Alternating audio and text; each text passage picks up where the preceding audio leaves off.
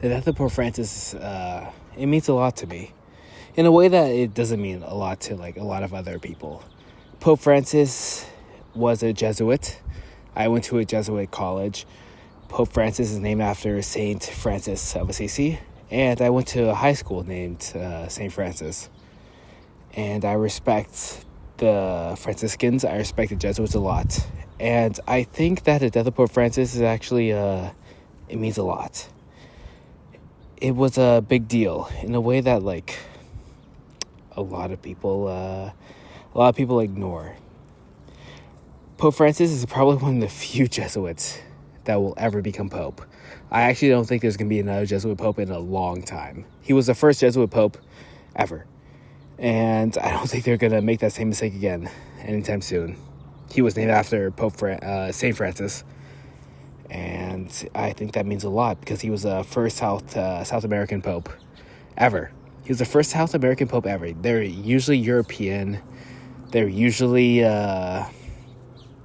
European, and there's been like a Syrian Pope like 500 years ago. I think that's literally it. There was a Syrian Pope, so Syria is technically Asia. And that was hundreds of years ago. So I think that Pope Francis was a big deal. Pope Francis advocated for gay rights. Pope Francis advocated for Palestinian liberation. Maybe not Palestinian liberation, but he at least called for a ceasefire. And I think that it was really difficult. The fact that Pope Francis died at a kind of a young age. I know he's 88 years old. 88 years old, it's kind of crazy to say he died at a young age, but I mean, that's pretty young as far as the popes go. And I think that the Pope Francis really shows me the divide between me and a lot of other leftists, quote unquote. These other people, they saying that Pope Francis was an imperialist. I don't agree with that at all. Pope Francis was not an imperialist. Pope Francis actually fought against a lot of the status quo that existed in the United States, that existed in the Catholic Church, better put. A lot of these people are saying that, Pope Francis, he was not nearly as into liberation theology as we put him.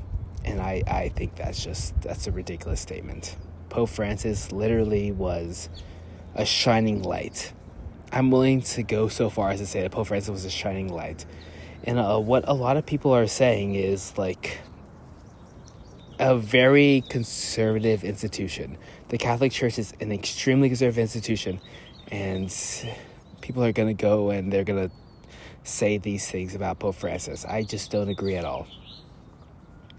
And yes, I'm biased. I went to a high school called St. Francis. I went to a college that was a Jesuit institution.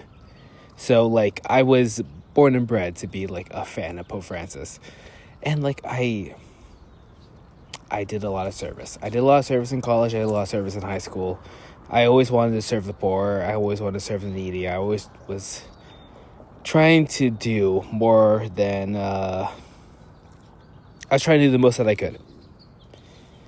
But when these people are talking about Pope Francis, it just doesn't sit right with me. It makes me really remind myself that a lot of leftists, they don't care about ideology. They don't care about the change that you make in your lives. They only care about feeling righteous. They only care about feeling good about themselves.